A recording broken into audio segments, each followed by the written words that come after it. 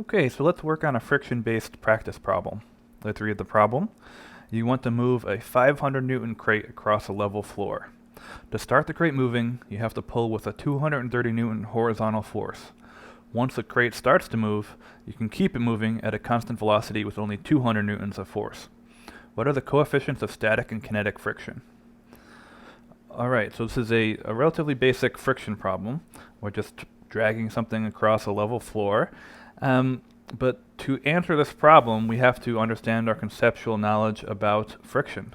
That is, static friction is involved when an object is not moving, and that static friction, the force of static friction can change to match whatever force you're pulling on it with, up until some maximum value, which is given by an equation that we have.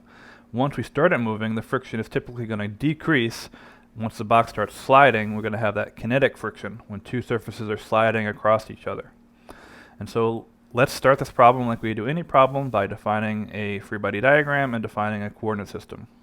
So I'll draw a quick picture here. I have a level floor and I have a box on that level floor, and I'm pulling on the box. So maybe this is me here just pulling on that box. Okay. And to draw a free body diagram for this, I'm going to draw a dot to represent the box. I'm going to draw all the forces involved. I've got the weight of the box straight down towards the center of the earth. I've got the normal force acting on the box, right? The box is not falling through the floor, therefore there must be some force of the floor on the box, which is, stopping it from falling through the floor. I have the force of my pull. And finally, since I now have to take friction into account, I have the force of friction, which is opposing my pull. Initially, this box is at rest, and so we're going to talk about static friction. So I'm going to use that sub S to mean static friction. Alright, so this is our free body diagram. I'll define this to be our plus x direction, which means this is also our plus x direction. I'll define this to be the plus y direction. Okay, so we've defined our coordinate system, we've drawn a free body diagram, and we have to understand conceptually that the static friction force is going to vary depending on what our force of a pull is. If I pull less hard, the force of static friction is going to decrease. If I pull harder, the force of static friction is going to increase. Right? It's going to do whatever it needs to do such that these two forces cancel each other and there's no motion in x. Right? Static friction means there's no motion. Okay? But at some point, we're going to start moving when we reach that point of maximum static friction. Just a little bit more force than that, and we'll start moving. Okay, so if you look up on your equation sheet what the force of static friction is, it's not an equal symbol. It's a less than or equal to. Right, it's a less than or equal to because, again, that force of static friction is going to vary depending on what the force of your pull is. It becomes an equal sign when we get to the maximum value that that force can take.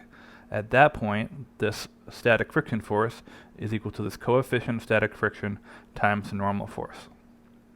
Okay, and so if we look through the problem, that's what they want us to find. They want us to find the coefficients of static and kinetic friction. So we're first going to try to find the static friction coefficient, which is this mu sub s right here. So that's our unknown.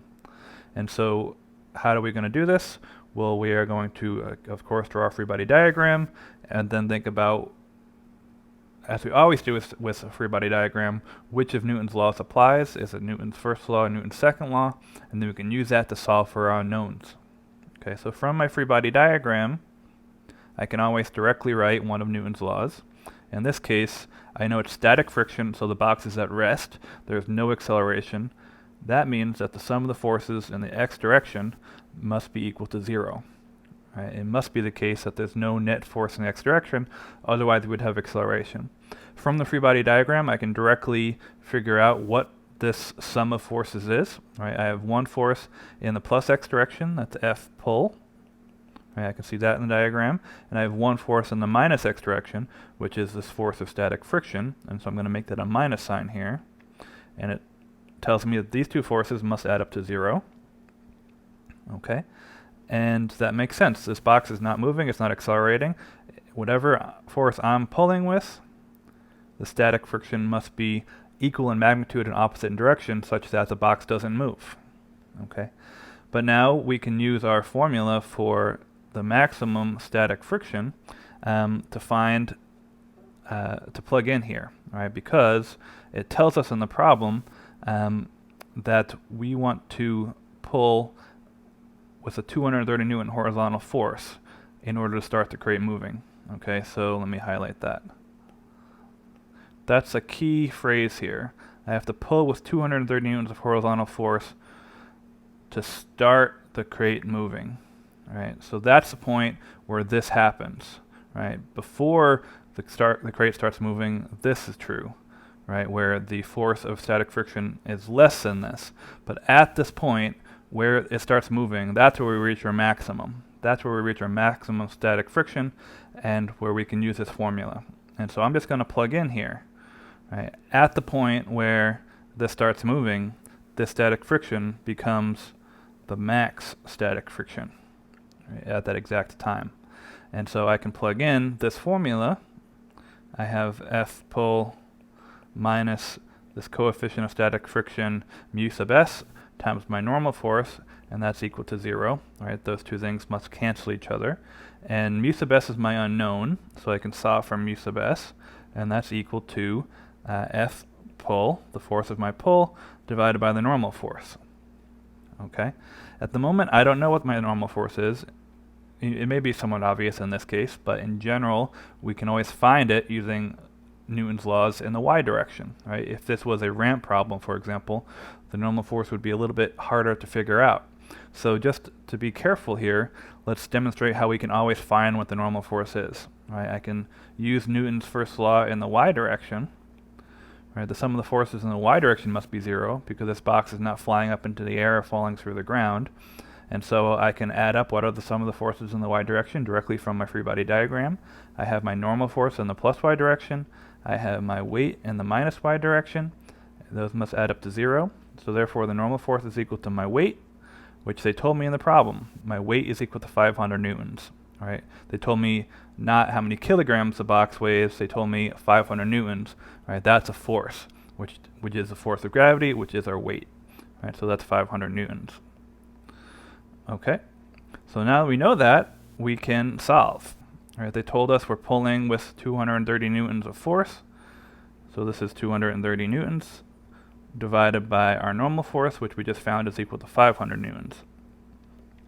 Okay. And so plugging in, we find that this coefficient is 0.46. Right? It's just a coefficient, it's unitless. Right? The newtons here canceled. And so this is our answer. Our coefficient of static friction is 0.46. Okay, so that's the first part of the problem. The second part of the problem is to find the coefficient of kinetic friction. Okay, to solve that, we have to now recognize what happens once we start moving. Once we start moving, we switch from having static friction to kinetic friction, and in general, the kinetic friction is going to be smaller than the static friction. Okay, and for that reason, while it took us 230 newtons to get the crate moving, once it started moving, we can only apply 200 newtons to keep it moving at a constant velocity. Okay, so we can now again draw a free body diagram for the second situation. This time we have, again, a very similar diagram. We have a dot to represent the crate. We have the weight, which hasn't changed. We have the normal force. We have the force of our pull, right, which is now equal to 200 newtons. It's smaller than it was before. And we have now the force opposing our motion is the force of kinetic friction. Right? Now we're sliding the box, so we switch to a different type of frictional force. The diagram looks very similar, and I can still use Newton's first law, sum of the forces in x is equal to 0. Right? I can use the first law because it told me in the problem that I'm moving at constant velocity. Right? Constant velocity implies acceleration is equal to 0, which means I can use Newton's first law. Right? So the sum of the forces in x must add up to 0, and so I have two forces in x. I have F pull minus the force of friction, which is in my minus x direction. And so I can now replace my force of kinetic friction with our formula for the force of kinetic friction. right? And so this formula looks very similar to what we had earlier.